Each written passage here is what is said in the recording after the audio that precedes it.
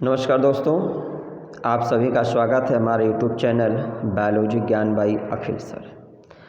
आज हम लोग जानेंगे एक बहुत ही महत्वपूर्ण टॉपिक के बारे में जिसका नाम है एथनोबॉटनी, जिसको हम लोग हिंदी बोलते हैं मानव वनस्पतिकी या मानव वनस्पति विज्ञान।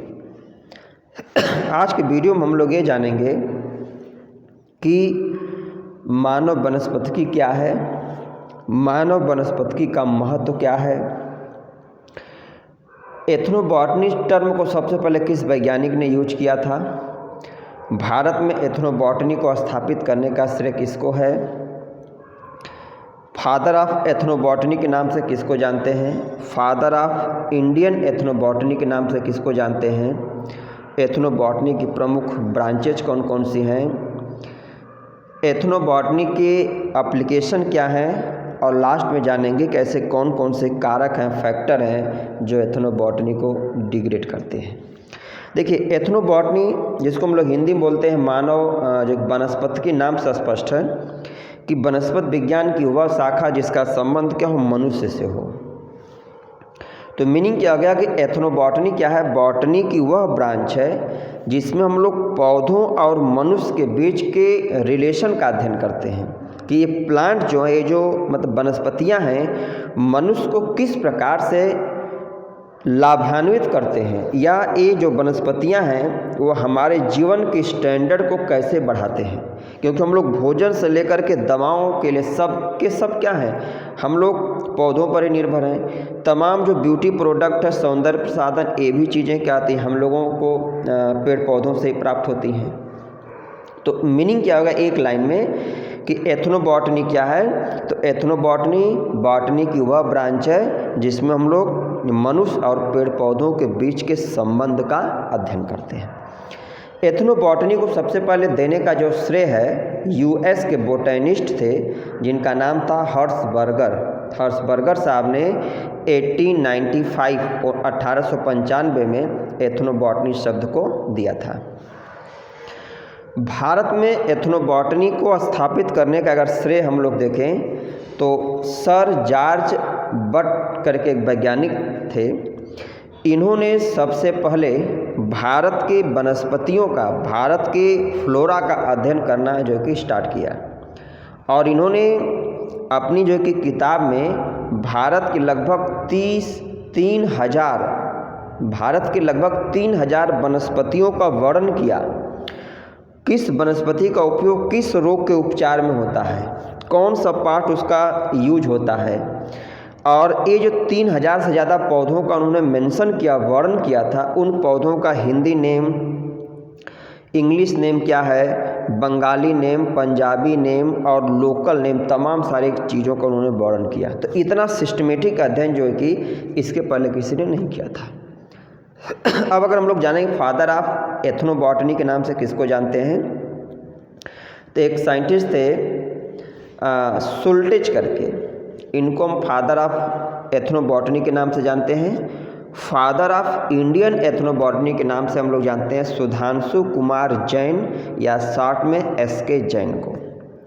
अब हम लोग अगर ब्रांचेज की बात करें, देखिए ब्रांचेज तो इसकी लगभग 15-20 से अधिक ब्रांचेज हैं एथनोबॉटनी की, लेकिन हम लोग इसमें कुछ ब्रांचेज के बारे में अध्ययन करेंगे, जैसे कि किस ब्रांच के अंतर्गत हम लोग जो हमारा आयुर्वेदिक प्लांट है उनका अध्ययन करते हैं, किस ब्रांच में हम लोग ये जानते हैं कि जो आयुर्वेदिक दवाएं हैं इनकी इफ़िशियंसी क्या, हमारे लिए सेफ्टिक कितना है, किस ब्रांच में हम लोग ये जानते हैं कि कौन कौन सी जो आयुर्वेदिक जो प्लांट्स है वो हमारे लिए टॉक्सिक हैं, मतलब नुकसानदायक हैं।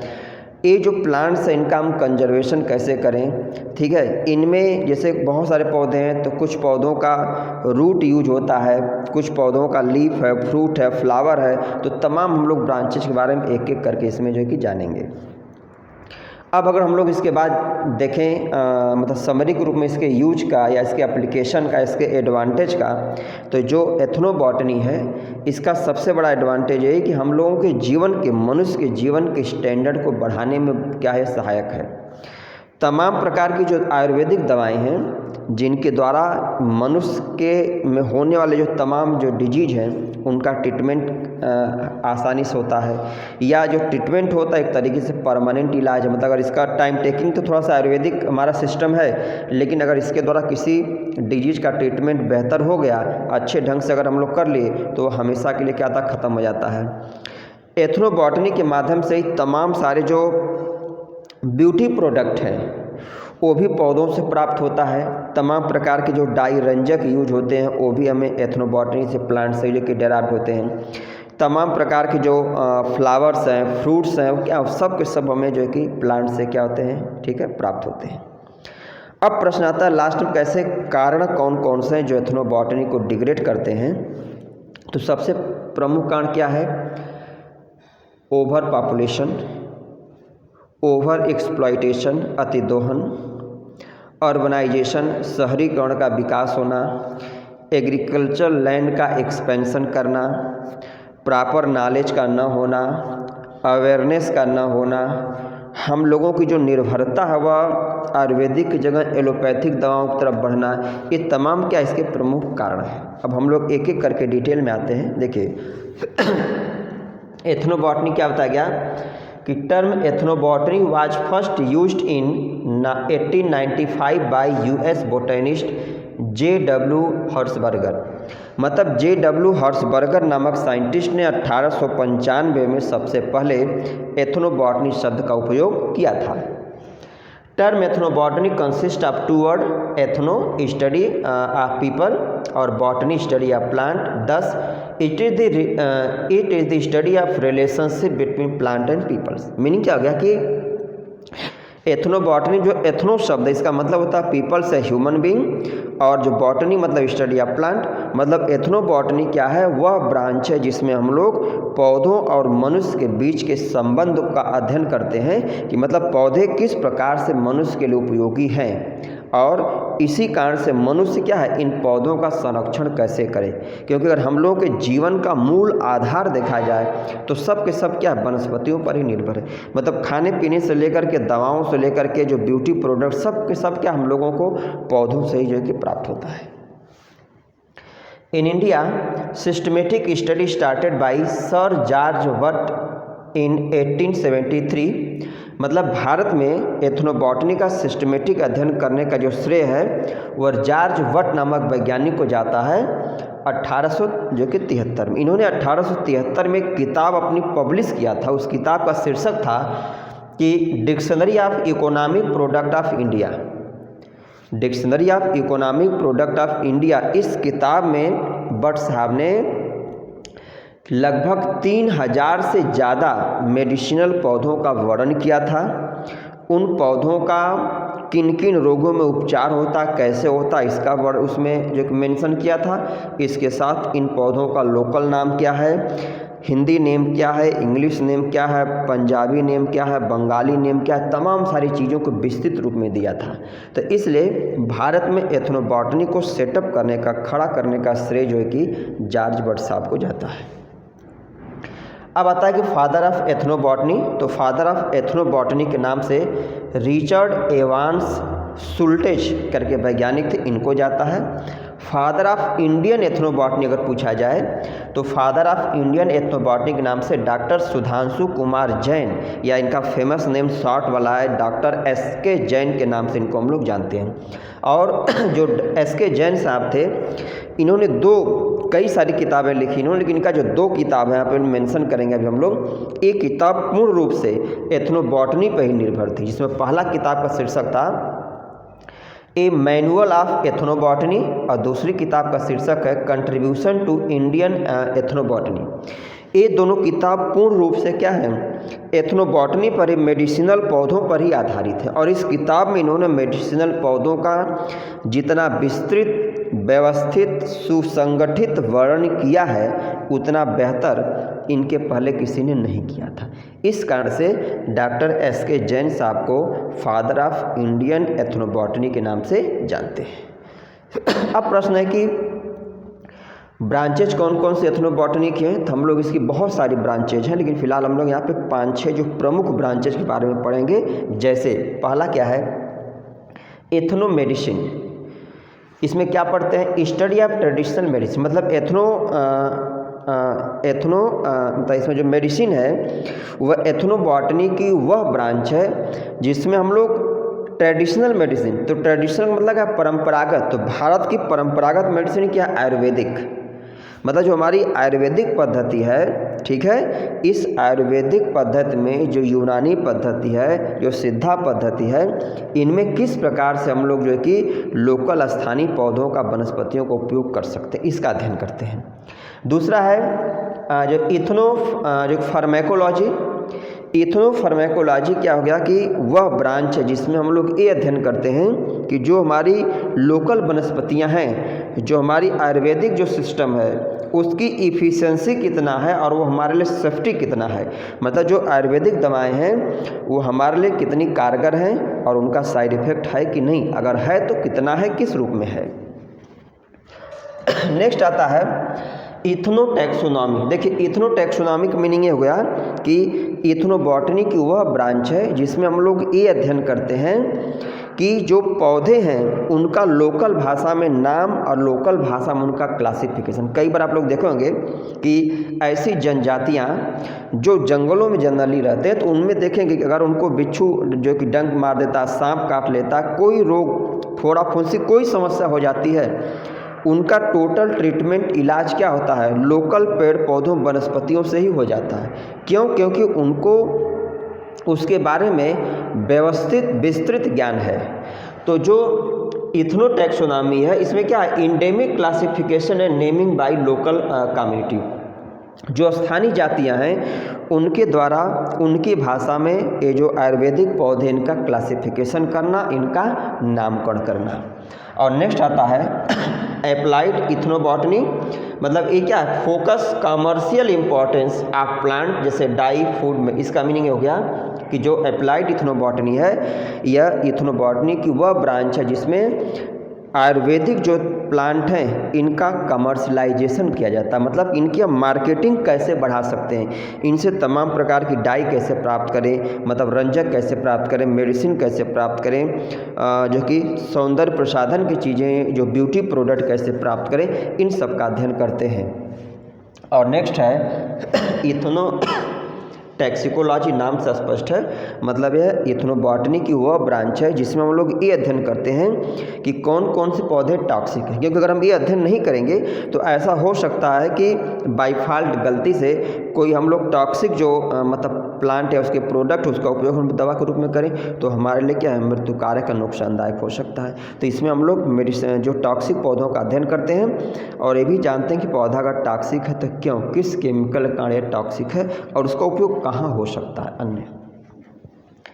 नेक्स्ट है इथनो आर्कियोलॉजी, नाम से स्पष्ट है, मतलब कि इसके अंतर्गत हम लोग क्या करते हैं? जो फॉसिल्स प्लांट है उनकी एनालिसिस करते हैं, उनके मेडिसिनल प्रॉपर्टी के बारे में जानते हैं कि वह किस प्रकार से हमारे लिए उपयोगी थे या हो सकते हैं। और अगला पॉइंट है, लास्ट है इथनो जो कि वेटरनरी, मीनिंग क्या गया कि यह इथनोबॉटनी की वह ब्रांच है जिसमें हम लोग ये जानते हैं, इस बात का अध्ययन करते हैं कि कौन कौन से पौधे या कौन कौन सी वनस्पतियाँ जानवरों के ट्रीटमेंट में यूज होती, मतलब कोई एनिमल, कोई जानवर है, उनमें कोई रोग उनमें हो गया तो उन रोग को किन किन वनस्पतियों से हम लोग ट्रीट कर सकते हैं, या वनस्पतियों से जो रेसिपी तैयार होती है उसको हम कैसे ट्रीट कर सकते हैं, इसका अध्ययन करते हैं। ये मुख्य ब्रांचेज के अलावा बहुत सारी ब्रांचेज हैं। अब नेक्स्ट पॉइंट पर हम लोग आते हैं, एम या ऑब्जेक्टिव ऑफ इथनोबॉटनी। इथनोबॉटनी का एम ऑब्जेक्टिव क्या है? देखिए पहला पॉइंट क्या गया? डॉक्यूमेंटेशन। देखिए डॉक्यूमेंटेशन का मतलब क्या आ गया कि इसके अंतर्गत हम लोग क्या करते हैं, जो तमाम सारे जो पेड़ पौधे, वनस्पतियां हैं, जो मेडिसिनल पौधे हैं जिनसे ब्यूटी प्रोडक्ट प्राप्त होते हैं, इनका लिस्टिंग करना, इनके बारे में टोटल जानकारी को लिखना और उसको स्टोर करना, संग्रहित करना। और प्रिजर्वेशन मतलब संरक्षण करना। भाई कोई भी प्लांट अगर हमारे लिए उपयोगी है, उसका अगर हम लोग टाइम से संरक्षण नहीं करेंगे तो पौधे क्या करेंगे, विलुप्त हो जाएंगे। वो जानकारी क्या होगी, विलुप्त हो जाएगी। तो जब जानकारी ये पौधे विलुप्त हो जाएंगे तो उनके लाभ से हम लोग वंचित हो जाएंगे। तो पहला इसका महत्व यही है कि आयुर्वेदिक पौधों का डॉक्यूमेंटेशन करना, उनकी लिस्टिंग करना, उनकी जानकारी को संग्रहित करना और उसको संरक्षित करके रखना, ताकि जो हमारी आने वाली जनरेशन है उसको हम लोग बेहतर इलाज, बेहतर सुविधा और उनके बेहतर भविष्य का निर्माण हम लोग कर सकें। नेक्स्ट है बायोडाइवर्सिटी कंजर्वेशन।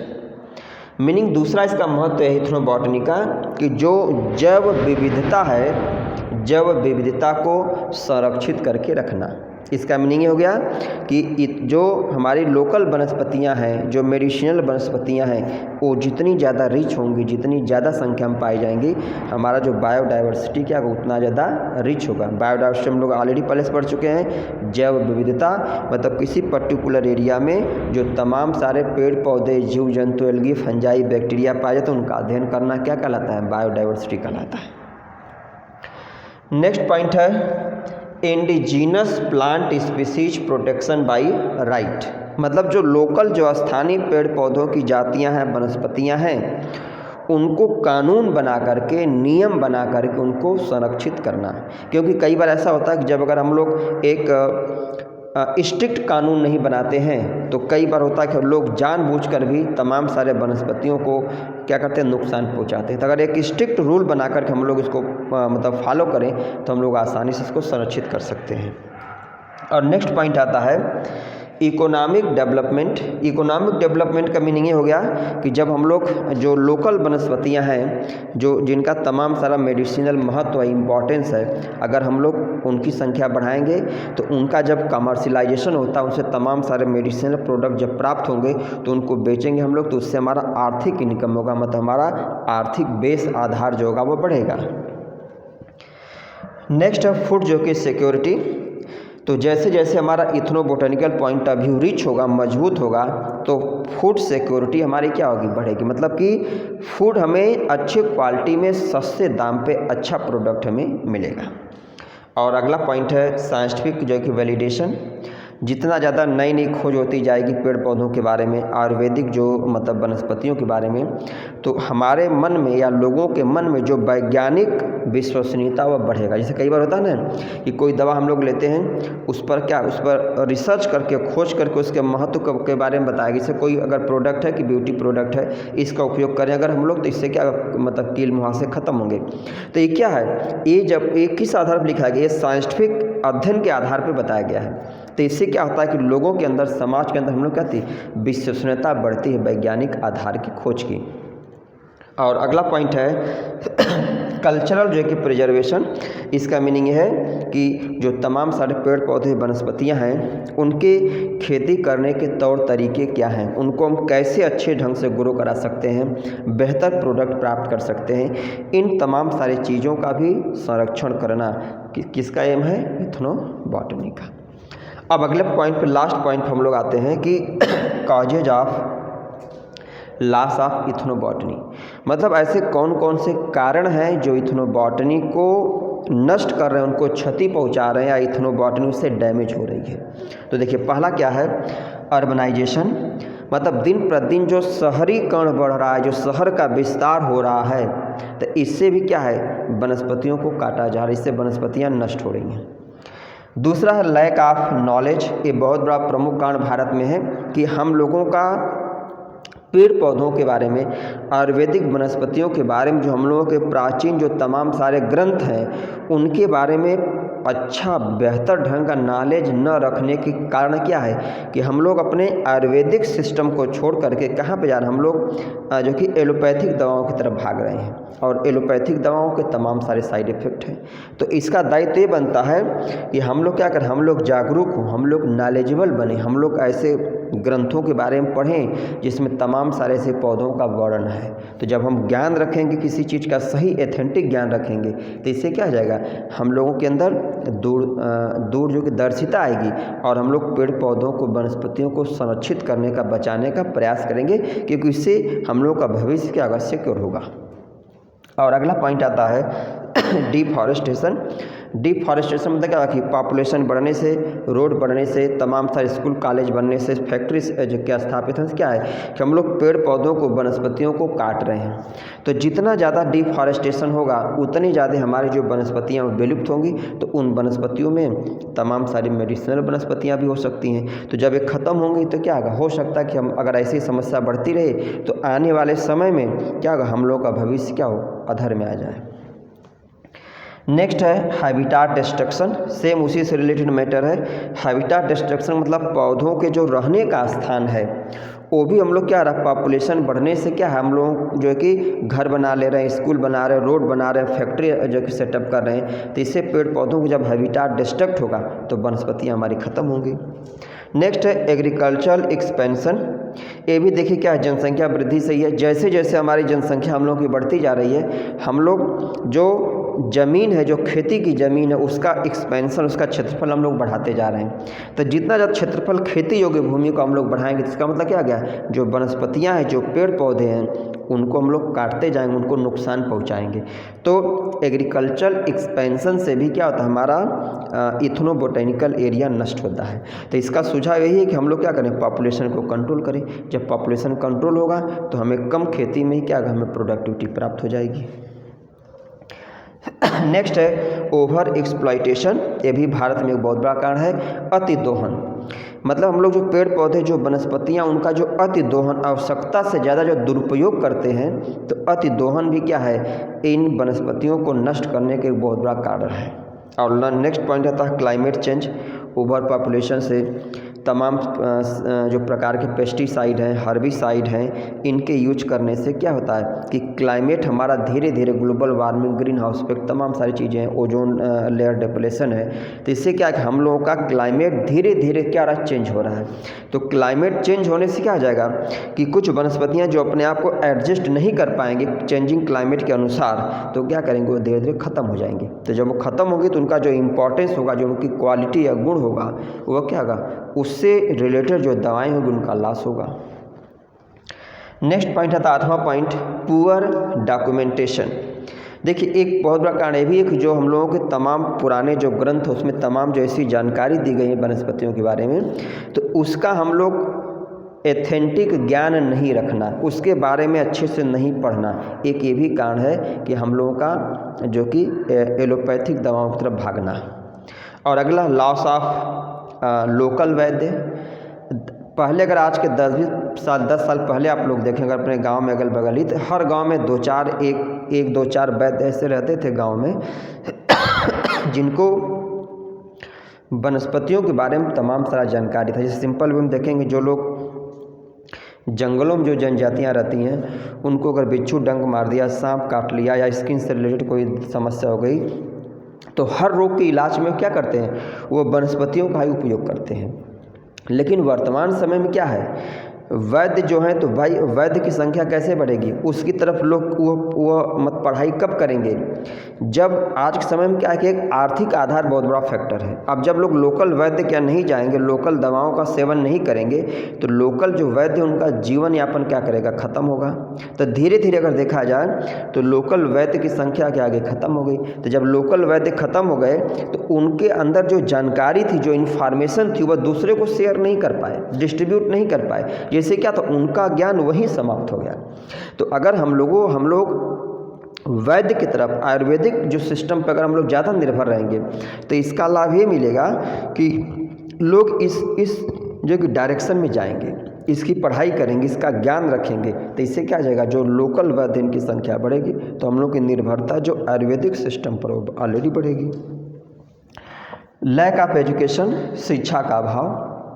लोगों के अंदर शिक्षा का अभाव होना या उनको सही ज्ञान न देना, सही किताबों का न पढ़ना, ये भी बहुत बड़ा कारण है हम लोगों का मतलब एथनोबॉटनी के लॉस होने का। और लास्ट पॉइंट है 11वां पॉइंट, लैक ऑफ अवेयरनेस, जागरूकता की कमी। मतलब लोगों को टीवी के माध्यम से, मल्टीमीडिया के माध्यम से, पेपर के माध्यम से क्या करें, हम लोग जागरूक करें ये सरकार का दायित्व है, तमाम सारी संस्थाओं का दायित्व है कि जो तमाम आयुर्वेदिक पौधे हैं, उपयोगी पौधे हैं, उनके महत्व को लोगों तक बताएं, उनको जागरूक करें। तो जब हम किसी प्लांट के महत्व को जानेंगे तो क्या करें, उसको नुकसान पहुंचाने से बचेंगे। जैसे सिंपल सा है ना कि अगर जैसे तुलसी माता है, ठीक है, पीपल, बरगद क्या है, इनका एक हमारा धार्मिक कनेक्शन है। तो धार्मिक कनेक्शन से एक बहुत बड़ा लाभ ये होता है कि हम लोग ऐसे पौधों को नुकसान पहुंचाने से बचते हैं, उनका देख रेख करते हैं, पूजा पाठ करते हैं, पानी उसमें फर्टिलाइज़र यूज करते हैं। तो इससे क्या उसका जो लाभ होगा वो हमें ही, समाज को ही, मनुष्य को ही सबसे ज़्यादा मिलेगा। अब अगर हम लोग आज के वीडियो का कंक्लूजन देखें तो आज की वीडियो में सबसे इम्पॉर्टेंट मेन पॉइंट है कि इथनोबॉटनी क्या है। देखिए इथनोबॉटनी क्या है, बॉटनी की वह ब्रांच है जिसमें हम लोग पौधों का मनुष्य के बीच क्या संबंध है इसका अध्ययन करते हैं। इथनोबॉटनी को सबसे पहले जो शब्द था इसको यूज करने का श्रेय यूएस के बोटनिस्ट थे हर्षबर्गर साहब, उनको जाता है 1895 में। इथनोबॉटनी भारत में स्थापित करने का श्रेय किसको जाता है, तो सर जॉर्ज वट साहब को जाता है। और इन्होंने ये पहले मतलब वैज्ञानिक थे जो भारत में आकर के भारत के फ्लोरा का अध्ययन किए और अपनी किताब में लगभग 3000 वनस्पतियों के बारे में वर्णन किए और उनके बारे में डिटेल जानकारी उन्होंने दिया था। और फादर ऑफ एथनोबॉटनी के नाम से अगर मतलब पूछा जाए तो हम लोग अभी पढ़े जो कि एक मतलब वैज्ञानिक थे जिनका नाम था सुल्टेज। और फादर ऑफ इंडियन अगर एथनोबॉटनी पूछा जाए तो सुधांशु कुमार जैन या एसके जैन है। इन्होंने 2 किताब लिखा था एथनोबॉटनी पे ही, और इस किताब में इन्होंने जितना विस्तृत, व्यवस्थित, सुसंगठित ज्ञान वनस्पतियों का दिया इसके पहले किसी ने नहीं दिया था। तो इसने बड़े कंट्रीब्यूशन कार्ड, इतने बड़े योगदान कार्ड एसके जैन साहब को हम लोग फादर ऑफ इंडियन एथनोबॉटनी के नाम से जानते हैं। ठीक है, तो ये था दोस्तों आज का वीडियो। उम्मीद है आप लोगों को वीडियो बहुत पसंद आएगी। वीडियो आप लोग ध्यान से कंसंट्रेट होकर के सुनिए, इस पर कमेंट करिए, लाइक करिए और चैनल को सब्सक्राइब करिए, क्योंकि जितना आप लोग चैनल को सब्सक्राइब करेंगे, शेयर करेंगे तो इससे हमें एक इंटरनल एनर्जी मिलेगी। हम और आसान भाषा में ऐसे वीडियो बनाने का प्रयास करते रहेंगे। धन्यवाद।